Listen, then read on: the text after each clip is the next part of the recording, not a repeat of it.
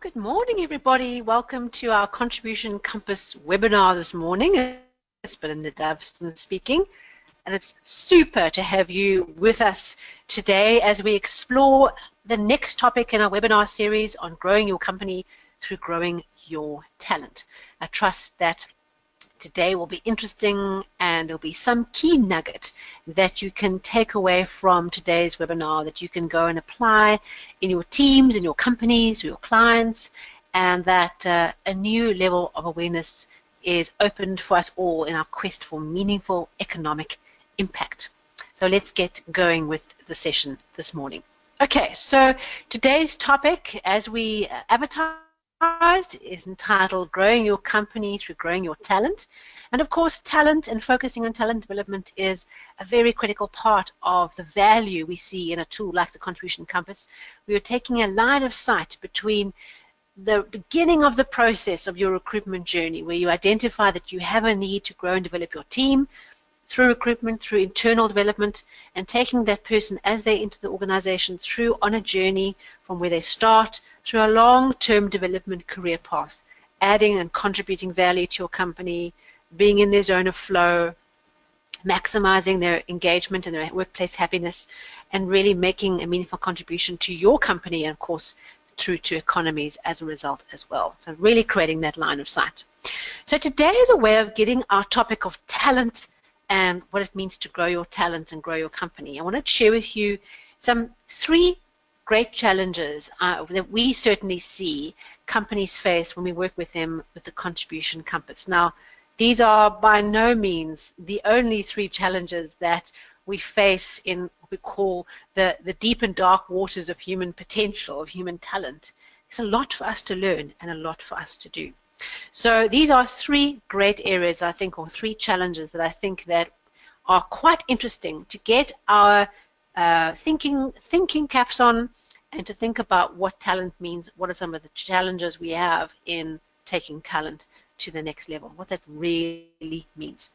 So for those of you who are interested and are in South Africa, these three challenges were a topic I spoke about in a bit more depth in an upcoming issue of Franchise Warehouse magazine, the September-October edition. So if you find it on the shelves, grab a copy, and there is a double spread article on these three great challenges and how the Contribution Compass can support you to overcome them. So as we get into the idea of talent, I wanted to share with you some of my thinking around what some of these talent challenges really are. So the first challenge that we find is that there's sometimes confusion between performance and natural energy. So confusion between performance and natural energy. So what does that mean? We might be sitting with a member on our team, and remember we're talking about growing companies through growing talent. We might be sitting with a member on our team who is just not delivering the goods. You know, the performance is not great. And unless we understand the impact of natural energy on performance, we might be quick to assume it's a performance issue, i.e., we've got to get rid of this person, right? They're just not up to the task. They shouldn't be here. We recruited badly, obviously. We didn't do the right process. It's a performance issue. And I want to share with you a particular example that I shared in the article. In this example, one of our partners who is a coach has had a client and the client said, look, I've got one of my business unit managers is really struggling. Key part of her role is growing and expanding the business through new sales and acquisition, as well as operational efficiency of the team. And this lady is she's struggling. She's not bringing in the sales. She's avoiding speaking to new clients. Operational side of the business is fantastic, but this is a big problem. So our partner got called in to do some executive coaching with the business unit manager, completed the profile, and came out as a conductor. So for those of you who worked quite a lot with the Contribution Compass will know that a conductor, their special talent, their special gift is, optimizing the value of data, orchestrating the performance, getting efficiency, getting a well-oiled machine to tick over. That is what they're truly excellent, what they're gifted and naturally talented at. And when you saw this team, you could see that this business unit manager had a very efficient operation. was, everything got done on time. Nothing was wasted. It was really quite an organized and effective team. However, this other part of her position, acquiring new clients, was this kind of big black hole of unknown. And so if you don't understand that a conductor is going to avoid, creating new relationships, of going into territories that are unknown, of cold calling, they can do it, but they will avoid it, and it'll be just takes so much work. And so what you could see for this business unit manager was that in her role required two opposite energies in order for her to succeed, in order for her performance to be seen as excellent. There was confusion and conflict in the natural energy of her position and what she was expected to do.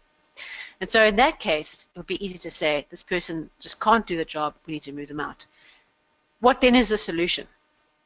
So when we think about natural energy, we see natural energy as this natural talent that we have of getting something done quickly and efficiently and with a whole lot more fun. So when we are in our zone of flow or in our natural energy, we don't have to think about it. We just do well in a particular area because that is our natural energy, what we are naturally talented to do. Where we create stress is where we are in a position, or a part of our position has natural energy elements that requires the opposite to be successful, as was the case of this business unit manager. And so this creates a natural tension. Something's got to give, something's not going to work so well. So what could you do? And one of the things we suggested in this particular case, and talking it through, was that there's a perception, and seemed like there was a perception from the manager of this lady, was that she had to do everything. Okay, so because she is the business unit manager, she is the one that needs to be opening doors. She's the one that's supposed to be creating new clients, and then her team supports her to do that, to take the next step to implement. And in reality, wouldn't it be much more intelligent to have a great door opener, what we would call a champion or a catalyst? A champion would be preferable, but also that catalyst, high activating, inspiring energy, going in and opening the doors and warming up the sales and getting the sale process going, and then bringing in the business unit manager as a technical expert, which conductors love being, high tempering, bring them in as the technical experts into the sale process if that's necessary. So that the business unit manager is managing the team, but that she has as her rainmaker a champion who doesn't want to fill out paperwork or have processes or have rules and responsibilities, just wants to go out there and just make magic happen and talk to everybody. And that's what we're talking about. How do we then maximize teams? So this idea of performance and natural energy is an important one when we talk about how do we unlock the value of talent. Because looking at performance and looking at talent and looking at natural energy is an important part of unpacking what this all means. So that was our first kind of challenge. We've seen quite a lot. The second challenge is what we call divergent perspectives are not okay. In other words, if you think differently to me, there's something wrong with you. Okay. I'm sure you have been in an environment where the other person sees your opposing view not as an opportunity to make a better idea, but as a threat to their idea. We have all faced a situation, a team, an environment, sometime where you felt like you had a different perspective. There was a perspective issue, but actually the other person felt that your perspective was not on the table. And maybe you've been guilty of that as well, of seeing the other person's perspective being not on the table. So what I wanted to share with you is a case study of a client where this is a management team, where the management team had two catalysts, two champions, and down south, one lonely custodian. Okay. Now this way of putting people on a team into a, like you're sitting around a meeting table, you're sitting around the compass, is a very powerful visual tool to see what happens in teams. And balance of natural energies is something that you've heard us talk about quite a bit if you've been on the journey with us for a while. And in this particular team, you can just look at this picture and say, whoa, with all this high activating, high inspiring energy, people who are driven for new things, to innovate, to change, to expand, to tell the whole world about what we do, high activating and a dash of inspiring energy. what might it feel like to be this custodian down the bottom? And so the person in question, I asked them, how does it feel? Like in your team meetings, what does this experience of being the custodian in amongst these high activating types feel like? And her answer was amazing. She said, I feel like the basket of a hot air balloon filled with sandbags trying to hold down 4 hot air balloons all trying to go in different directions. And it was an extremely stressful experience of always feeling like the one of holding everyone down, of just trying to keep it all together. And that was her experience. My job is here to hold everyone down to earth and to make them realize what they're trying to do is not practical. When I spoke to the people on the other side of the compass, their view was similar and different. Their view was the other person was the problem. And so their perspective was, when we're in meetings, the custodian's always the downer, always telling us why ideas won't work, and always trying to ask for data, and always trying to ask us about, yes, what about the process, and is that practical, and what will our customers think? So it's a very interesting process that in teams, when you have a mindset or a level of maturity in the team that says the other person's view is a challenge to me, or it is competitive, or it threatens my idea, you've got a problem. Where you can see a team where they recognize actually there's huge value in the basket and the sandbags, and the sandbags realizes there's huge value in the balloons, because that's how we stay up, that's how we grow. And when we start putting other people around this wheel that start to do other functions around the hot air balloon, like the people in the hot air balloon, and the safety protocols for the tempering, you start to get a team that now starts to move and starts to function and starts to unlock its talent, as opposed to being locked in a defensive position of why the sandbag is right and why the balloon is right. So it's quite an interesting, I found the analogy and this picture of this sandbagged basket holding down 4 hot air balloons to be such an amazingly clear analogy of what that process feels like. And we have that in teams. We have this experience where there's huge polarity. So when we have teams where opposite views are not okay, we have teams that are just not going to be able to unlock the talent, because the person's natural talent, their zone of flow, is being seen as competitive or a threat, or is detrimental to the team as opposed to powerful. The third challenge I want to share with you is low self-awareness.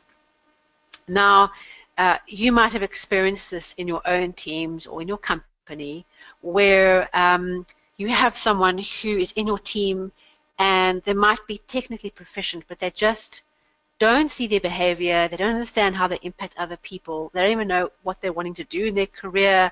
Like, it's just their sense of self-awareness of who they are and what they're there to do is quite low. And this is a challenge for us, because what it means is that person isn't able to see the opportunities for their talent. We want people to really get to grips with where their talent is. And if we have a low self-awareness person in our team, not that it's a judgment, we're all on a path, a journey of growth, that if someone's in your team like that, what it means is that they aren't able to see the opportunities to live and have their focus in their talent or in their natural energy. Now, I've got an interesting quote for you. This is from Forbes magazine. And the quote goes as follows. It should be up on your screen shortly. There it is. It says, talent-centric, which is a research company, tested emotional intelligence alongside 33 other important workplace skills and found that emotional intelligence is the strongest predictor of performance, explaining a full 58% of success in all types of jobs. It's an article by Travis Bradbury from Forbes. So emotional intelligence is not just some airy-fairy concept. This is something that grows companies. Emotionally intelligent teams grow the bottom line of companies. So we have to realize that what we're talking about here, these examples that I'm sharing with you, are really examples of pushing financial outcomes of companies, and as a result, pushing the financial outcomes of economies that they form within. So for those of you who are new or haven't done much research into emotional intelligence. Just wanted to create context that emotional intelligence is made up of two key areas. One is your personal competence, in terms of, firstly, self-awareness, so you can actually perceive your own emotions and are aware of them as they happen, and that you can then manage those, so that you can use that awareness to actually say, oh, I'm feeling a bit frustrated. Instead of taking that frustration out on my colleague, I'm going to step away, or I'm going to go, for a run around the block, or whatever it is, that you then can take control of that behavior and not let it impact the other person. Okay, so it's how you manage your own emotions. And then the second part is your social competence. So your social awareness, being able to pick up the emotions in other people and understand what they're going through. And the second part is to use that awareness to engage your emotions and others' emotions and to interact successfully. So those are kind of the two key areas of emotional intelligence. And so using this idea of emotional intelligence is to then think about how might the contribution compass and really working with your profile on an individual level, on a team level, on an organizational level, help us achieve some of those goals on emotional intelligence. So an example that I have for you is an example from one of our clients where they'd gone through a recruitment process and had identified clearly what is the profile that I'd ideally like to appoint for the particular position. They were following the methodology well, and what they did was they then said, okay, what we're going to do, we're going to go through a recruitment exercise. They went and found a whole lot of candidates, shortlisted them, and one of the candidates came out as a catalyst, but with very, very good credentials, like unbelievably good credentials. And so they looked at the position, they said, look, we understand this is a catalyst, we know that we're trying to get the right balance of energies, but we feel that because this is a high activating and it's quite a high inspiring catalyst, that this will work for the position. It's okay, it's doable.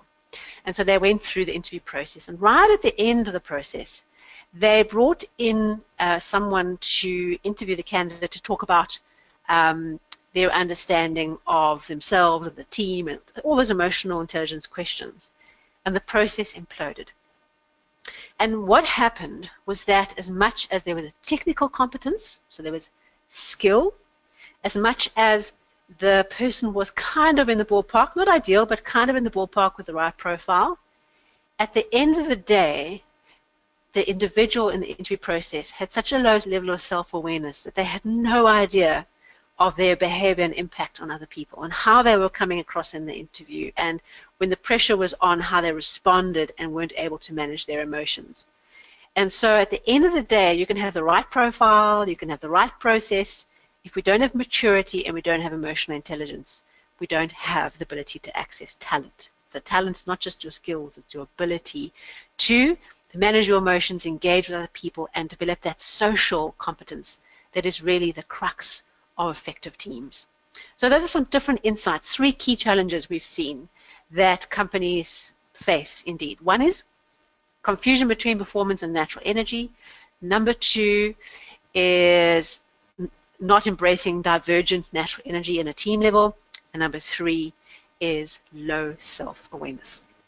So as a way of setting context for you, what I'd like to do next is just load a quick poll up onto the screen. Let's just get a feel as to what are the biggest talent challenges that you face, either in the companies, if you're a coach, the kinds of challenges that you see your companies facing, if you are a specialist or you are an executive within your own companies, what are the kinds of issues that you see coming through? So we've got a couple of options. One might be efficiently finding talented people. So where do you source talent? And the second is aligning your talent with the right position. So making sure that there's, you've got the right person in the right role and the talent is aligned. Retaining talented people as they evolve, because we grow at rapid rates that we've never done before. Designing and implementing a talent process, and then sustaining a culture of accountability for performance. So let's just get some insight then, and we'll share everyone's feedback back with the group. Right, a couple of seconds. Last voters, get your vote in. All right, thank you so much. I'm going to close the poll. All right, so let us then share that onto the screen and let's see what our results are. Okay, so what's really interesting is that overwhelmingly 33% of us today have shared that sustaining a culture of accountability for performance is the greatest challenge. And we really do see this. We see, you know, we might have examples where the culture is clear and is a great place to work, but the ability to drive performance is really tough. And one of the things that I want to share with you in part 2 of this webinar today are some of the ways we can think about the contribution compass and its thinking, so it's not necessarily about the tool itself, but the methodology of thinking behind it around how to do just that, how to create performance within our companies. All right, so thank you so much for sharing those insights as part of that. Okay, so let's have a look today, and now let's take the next step. Let's step into growing the team. All right, so growing the team consciously, what I'd like to do is I'd like to actually go through all 8 profiles and give you a little bit of a clue as to when we think about growing your companies to growing talent, what might be some of those things.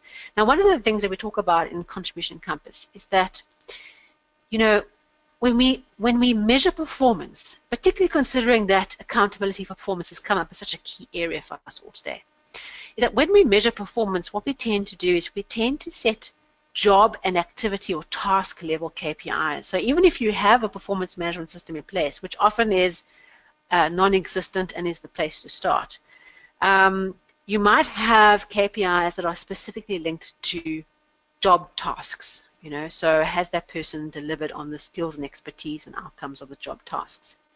One of the things we recommend you think about, and it is a little bit of a different departure in the way that a psychometric tool is used, is that you think about aligning your measures of how you measure someone's performance and you align that to their natural energy. So what we don't often see is taking someone, take their natural energy and say, right, we know that natural energy is something we just are naturally talented and gifted at. That's our talent. Why don't we put in place projects and measures and outcomes that are tied, at least in some respect, to the way we most easily add talent? Instead of what we tend to do is we put in measures of performance that are tied to the person's weaknesses or their development areas. Obviously you're not allowed to say weaknesses anymore, but we do that. We tie things into development areas. And so what I want to do is go through all 8 profiles and give you some tips of how each of these profiles might be incentivized to perform in the way that's easiest to do. Why make it hard? If we've got the right person, and the right profile, and the right position, why don't we incentivize that person in alignment with their natural energy? Seems like a simple idea, but the more I talk to people, the more our partners engage with their clients, the more this seems like something from outer Zugzlug planet. So let me see what you think. Okay, so first up, let's talk about the catalyst. So the catalyst natural energy is all about inciting change, accelerating change, creating growth, solving problems, innovating, change, new products, you know, things of the future. They see far into the future. They have ideas that are big and bold, and they bring wonderful, positive acceleration energy to our teams. If we were to incentivize them and say, right, you have a talent, how can we accelerate your talent and accelerate the return to you personally and to the organization? So the one thing we can do for each of these profiles is make sure we're crystal clear on the value of that profile, which means you need to understand these profiles really well to be able to do that, and have gone on a journey of learning, is do that and say, right, we understand a catalyst is what you're great at. Your path to greatest contribution, because this tool is all about how do we maximize contribution, your path to greatest contribution is through your ability to accelerate change and to ignite action, to move, hustle and shake. Okay, so that's what we want you to focus on doing, and this is the key metric we're going to put in place to reward you for being a great catalyst, because that's what we want to do. We want to reward you for maturing your profile and focusing on improving and doing our 10,000 hours to really be the best catalyst we can possibly be. So a catalyst, what we need to do is we need to reward and incentivize the quality of the ideas and the solutions they come up with. So let me unpack that, and I'll do this for each of the profiles. A catalyst who's immature in their application of their natural energy is like a magpie with a whole lot of shiny things on the ground. Okay, they see one idea and they're, ooh, it's exciting. And they grab that idea, and then the minute something else is exciting, they drop the other one idea, and so that's the magpie syndrome. But a catalyst that has matured their profile is one who has learned how to take the idea, assess the quality of the idea, and take the idea through a proof of concept phase, sign it off, and hand it into a team. That's a catalyst who understands how to harness their energy, or one that has learned how to focus on one solution at a time and to hand that solution over to a team. A catalyst who hasn't learned to do that is one that holds on to the idea for dear life, or holds on to the solution and doesn't realize that actually they're only as successful as the team around them. So if we put in place into the growth path of their journey that they're going to be incentivized to mature the quality of the idea generation process and mature the quality of how they come up and implement solutions, and we have KPIs and we have financial reward tied to that, what an amazing thing. So if you have someone who's a product developer, this is an easy example for a catalyst. If you're developing a product, your potential reward is return or percentage of return from the ideas that go into production. You know, the net profit return of that idea. That's an easy way of thinking about a catalyst. It just helps to illustrate a different way of approaching the incentivization of talent. Okay.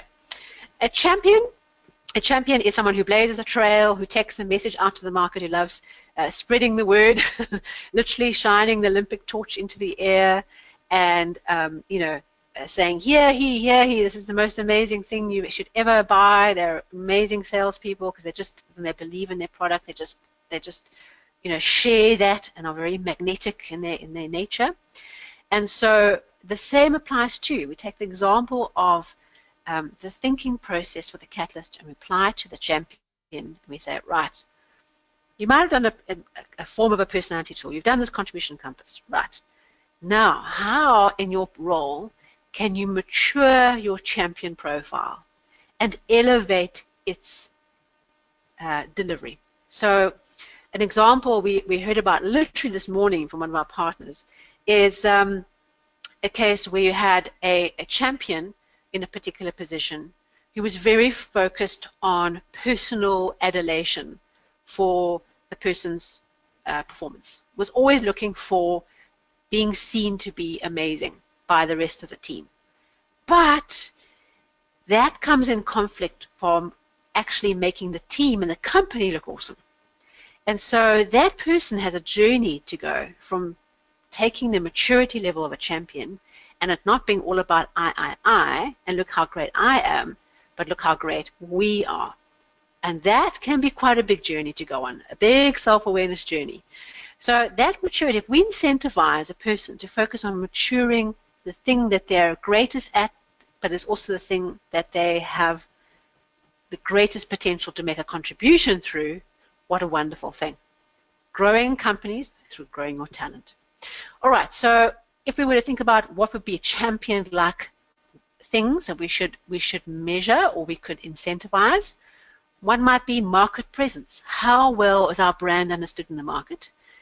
Is it consistent? What is the brand equity that's sitting out in the marketplace because the champion has that particular role? Obviously, not everyone has a purely champion type role. Like champions find spaces in all kinds of ways and shapes. So make that relevant and think it through in terms of if you are a champion or you have a champion or a team, what that means. But it might be market presence. The other one might be sales in the bag. Show me the money. Okay, so the champion, if they're in a sales role, it might be around their ability to close sales. Might be their reward. So you wouldn't, for example, reward a champion on the operational effectiveness of the team. That doesn't make any sense. You'd reward them on market presence, branding, marketing success, sales in the bag. So you might have a champion who's in a non-typical champion position and really welcome you to send through to the office at info@contributionencompass.com if you have particular examples of a profile that's been done that's in a particular position and you'd like to put it into the mix for us to address in a Q&A session, it'd be great if you could send those through, because what we could do is pull those questions together and do that in a Q&A. So we're obviously talking about the stereotypical types of activity that you'll find for each of these profiles. Next up is the coach profile. So we're going to start moving through them. The coach profile is all about building and igniting teams and about mobilizing the best in other people. You know, champion's all about to the market, rah, rah, rah, and magnifying and creating contributions for the company through that. The coach now builds and magnifies contributions through the people, through the team.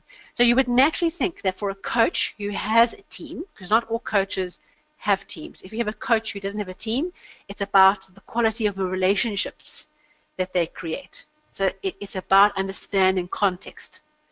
If you have a coach that's responsible for a team, it's about rewarding and incentivizing the coach for the team's performance, which also means dealing with accountability and non-performance issues. Because a coach that hasn't learned to mature their profile is one that's too nice all the time. It's about building teams, but also sometimes bringing out the tough love when required. And of course, the ability to accelerate the talent in others is a key part of building up the coach profile. Really powerful indeed. Okay, so that is our coach. When we think about coach, we think about how can we put in place incentives for the coach to mature and to develop their ability. And I always think of an example of an associate from years ago who was a very, very much loved hotel manager. And he had a reputation. Everyone loved him, but he was tough when needed, but always fair. And wherever he went in the world, he would have staff members leave the other hotels and join him because they just loved how much they grew in his care and how much, if they stepped out of line, they would know about it straight away, but he would love them and look after them and grow them and push them. That's what a great mature coach does very, very well. So let's reward them. Let's reward them for their ability to do that for a team. If the team performs, you benefit. It's directly tied to your natural energy. The connector profile is an interesting one. Remember, the corner profiles, or the ones on the edges, are all about blending two different types of natural energy. So a connector blends inspiring people energy and grounded, sustaining process energy. Okay, and the connector, what they are gifted at doing is bringing a whole lot of things together, of building webs that tie everything together. So on the one hand, it's easy to understand this connector when we think about a networker, someone who's good at building social capital, of hooking contacts and resources together and benefiting from the value of the network.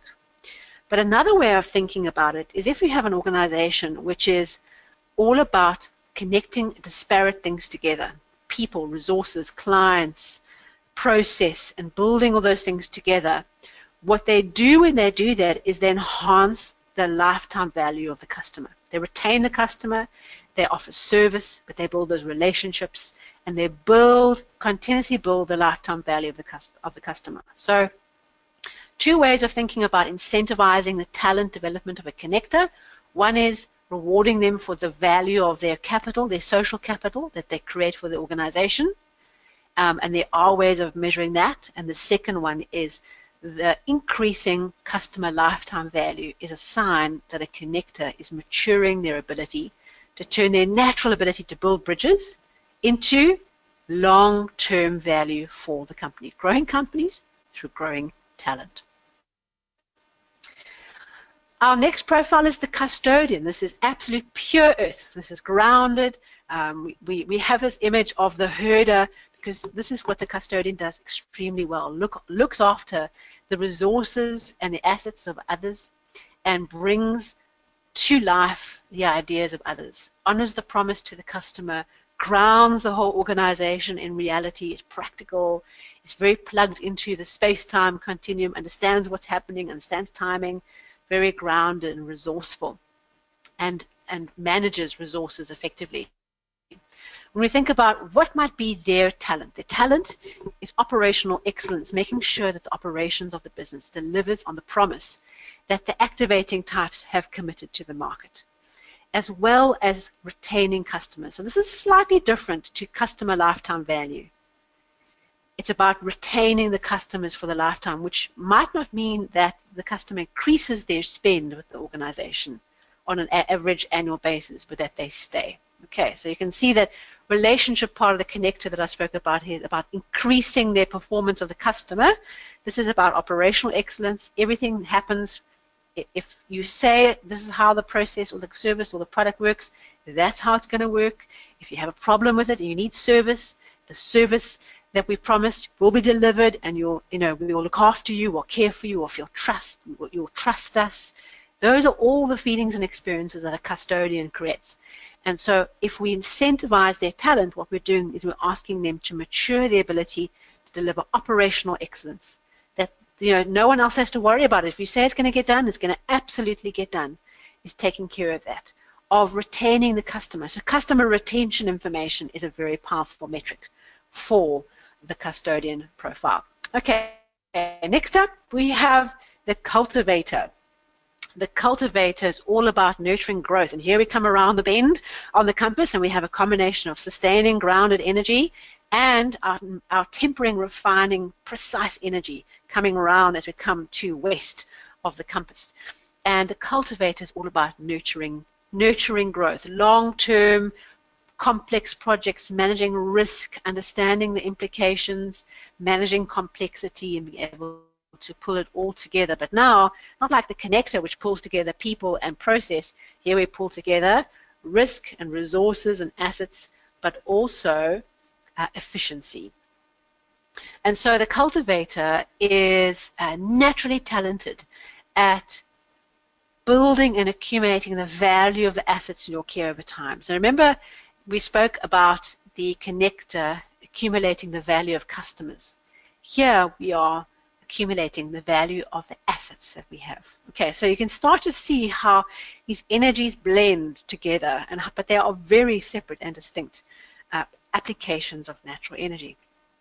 The cultivator is all about growing your asset value and about, they're very gifted and talented at managing complex projects, long-term projects, very complex projects that end sometime in the future. Whereas our activating types at the top want now instant gratification. We do something, we finish it. We do something, we finish it.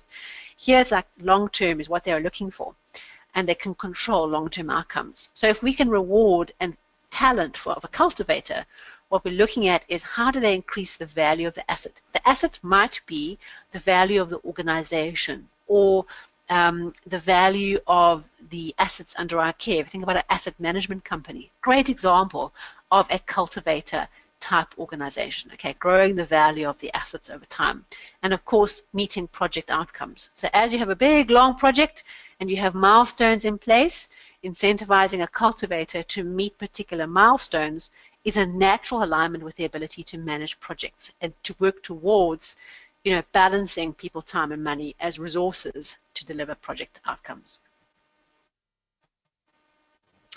Conductor is next. Conductor is absolute tempering energy, pure tempering energy. It's all about optimizing the performance. It's about precision and focus, and you can see from this orchestra, and from probably having attended an orchestra of some type, that the orchestra is beautiful, the music is beautiful because everyone plays their piece exactly. And there's no ad-libbing. Maybe there's a concert pianist in the front who's doing their own little thing, but that's only one. There's only one special piano or one special violin. The rest must play the script as it's written on the page. And that's what the conductor is great at. Process, optimizing, efficiency, not a cent wasted. They're very focused on making sure everything is a well-oiled machine. That is how a conductor will think.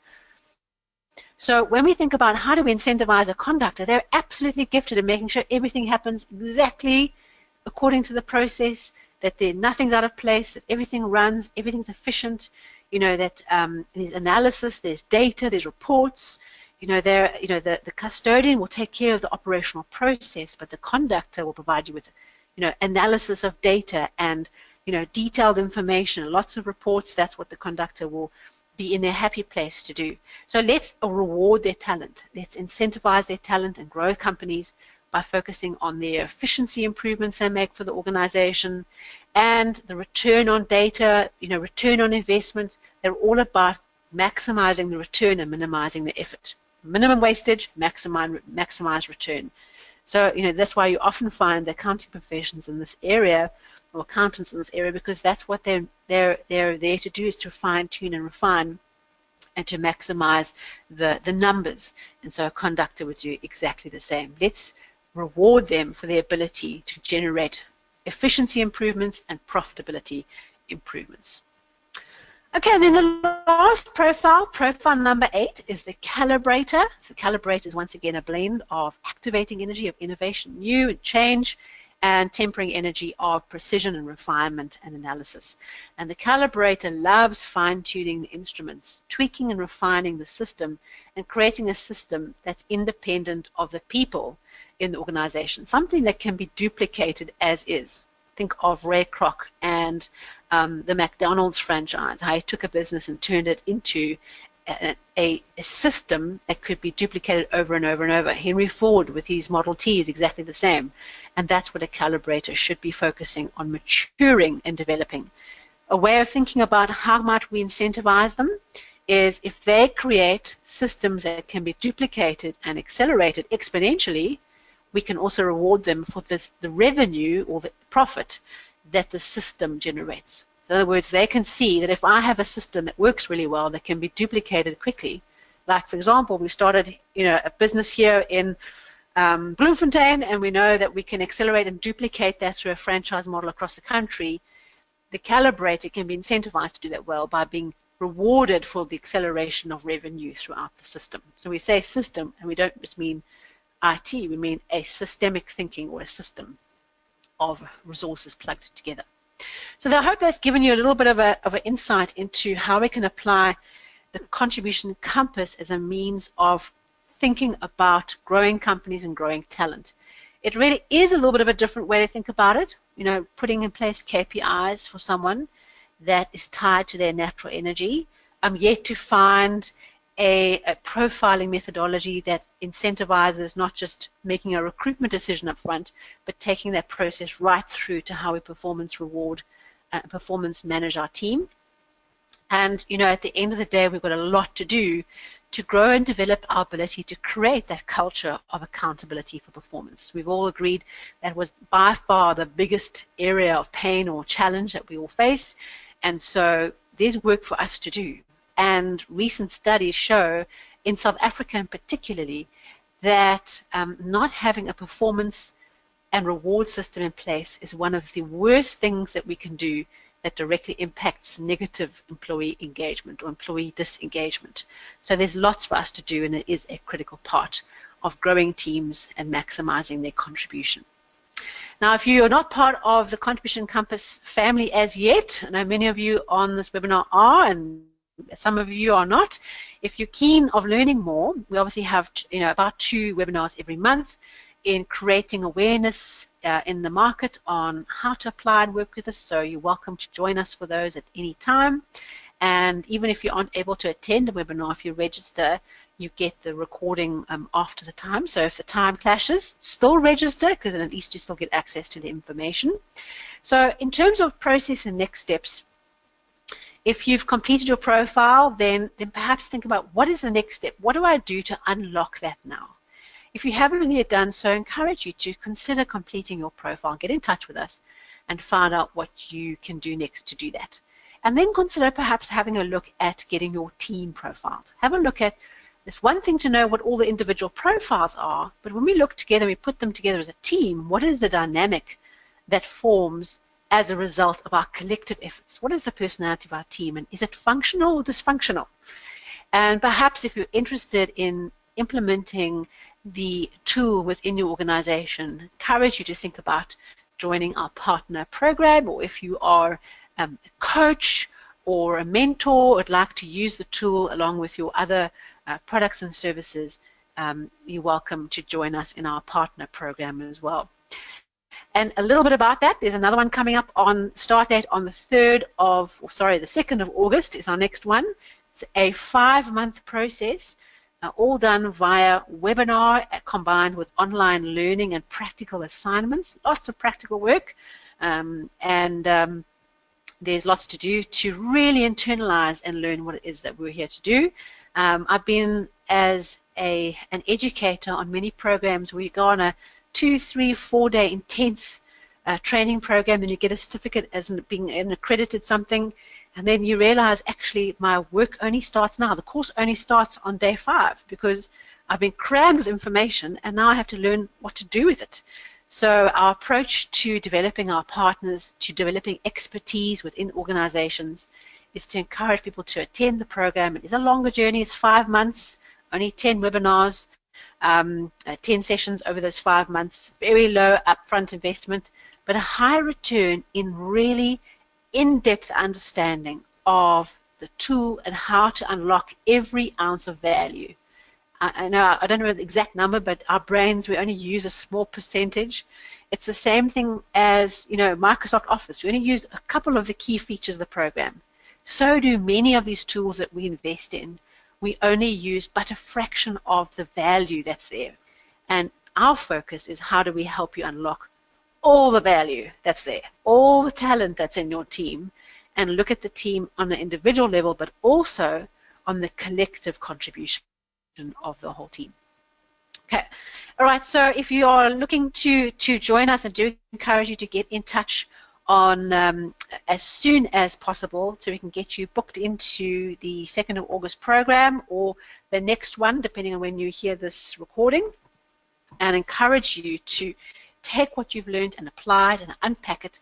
And even if you don't join us for the partner program, please don't just, you know, take your report and put it to a side and say, oh, I'm a coach, that's great. The value comes through unpacking what that means. What does that mean for you, your 10,000 hours, your maturity, your self-awareness? How do you contribute to society because you are living your talent every single day? If we have teams that are made up of that kind of people, you can just imagine the magic that we can create with our teams. So on that note, if there are any questions or any comments, you're welcome to start sending those through. There is a little question box where you can pop a question. Or if you'd like to be brave and put your hand up, click on the hand icon, and then we can welcome you to the group to share your question or insight. While you're doing that, I'm going to load one last poll up for you, and this poll is asking you, are you ready to embark with us? Is there something that you could see in your next step of your journey that you'd like to do? If you are one of the old of the family and you've been around with us for a while, please don't feel you have to tick boxes. But if you are new to us and you'd like to learn more or you'd like to take the next step, you're ready to take the next step, please do take a moment to tick the box and let us know if we can be in touch with you to have the next level of the conversation. So while you're doing that, thank you very much for being with us today. It was really good to share this particular aspect of talent, and I trust that you enjoyed those 3 challenges I shared with you. I encourage you to really rethink if you have a performance issue. Is it because we've actually put the wrong profile into the wrong role? Are we responsible for the performance outcomes? So we always have to start with ourselves. What could we have done differently as leaders? And where could we encourage our team to develop their self-awareness? A great way of doing that is in your recruitment process. Once they've gone through the shortlisting and your shortlisted candidates have done their profile, say to them, right, now you tell me, what does this profile mean to you? Where has it demonstrated itself? What could you learn? What could we learn about you through it? And see whether there's great insight there. If it's not, there's a good chance that there's some self-awareness issues lurking. And of course, remember that diversity is absolutely critical for the survival of your team. Thank you so much, everyone. I see there is a question. I see a question from Karen. Yes, Karen. Can you hear me? Yes, hello. Belinda, I have a conductor in my team that is low in tempering energy, below 25%, and high in activating energy. Mm-hmm. how would I then measure his or her performance to their natural talents? That's a really good question. So sometimes you might find, and we do see this, and I know we've had this chat before about it, Karen, where you see a profile, and say, for example, you've got a high champion and a high connector spike and a low coach, but they come out as a coach profile, because it's all about the weightings on the profile as opposed to just the peaks. So I would say to you that look at the person's if they've got peaks or a particular strong energy, those are tools or resources they can use on, but under pressure they will respond as a conductor.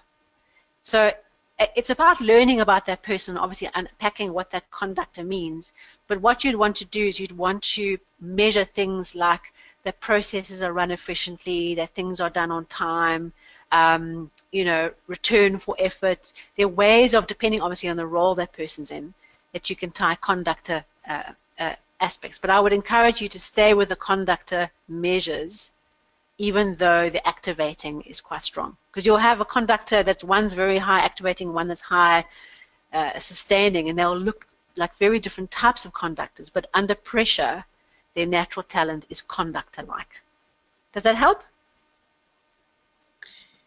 Yes, absolutely, it does help. Thank you. But if they are a conductor profile, Yes. and they've got a high activating energy, and they've got their highest spike is calibrator, and then the next highest is cultivator.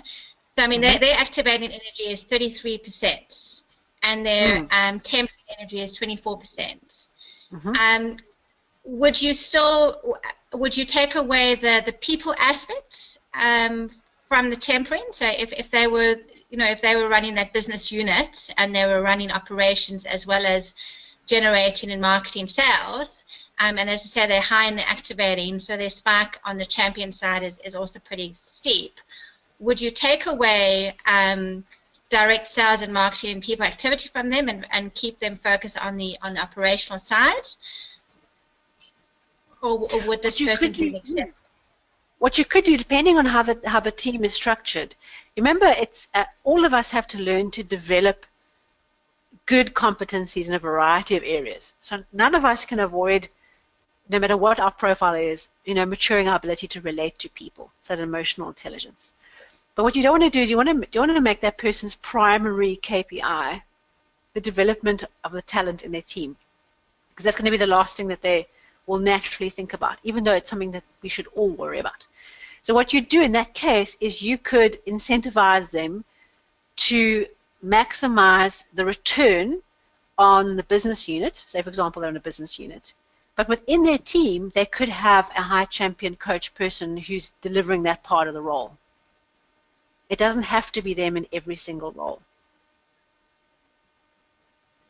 But with even with those two sparks, you would still focus on their conductor natural energy as their path to greatest contribution. Because what they'll do is they'll run a slick business operation that's very organized, that's efficient, delivers return, doesn't waste. And then what they can do is then make sure that people are taken care of by having that kind of coach warming energy in the team. But the way that they will be incentivized is through the return on investment, the net profit that business unit generates. Okay. Thank you. Thanks very much, Belinda. My absolute pleasure. Great question. And it really does bring it to life when you have real specific cases. You can really talk through and really unpack what that means. So thank you so much, Karen. Well, thank you very much, everyone, today. It was great to be with you. And good luck with the month ahead for talent and how you work with your talent. Just to let you know what is waiting on the dashboard of events coming up. We are very excited that we'll be celebrating formally on the 9th of August is South Africa's Women's Day. So I know for those of you not in the country, Women's Day is not going to be on your agenda for the 9th of August, but we'd like you to celebrate with us. So on Tuesday, the 8th of August from 8:30 to 9:30, our August webinar, the first one for the month, will be a Women's Day celebration. And the title of the webinar is Women Leaders in Turbulent Times. We have two of our partners will be sharing their experience working as executive coaches with women leaders.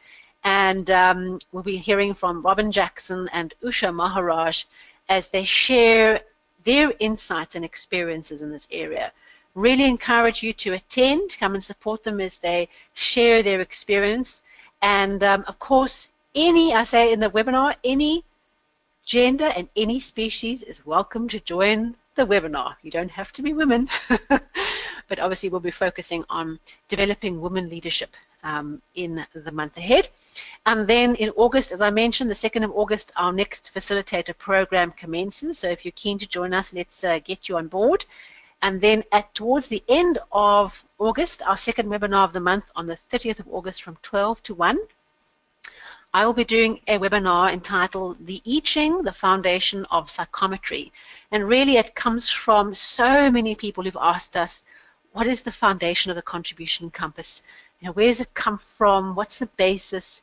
And of course the basis is the I Ching, an ancient tool upon which almost every single 8 basis psychometric test is based. So I'm going to talk you through the history of it, how it works, and in particular how it ties to psychometry tools as we know them today. All right, thank you very much, everyone. Have a great month, and hopefully we'll see you all at the Women's Day celebration on Tuesday, the 8th of August. Thanks so much.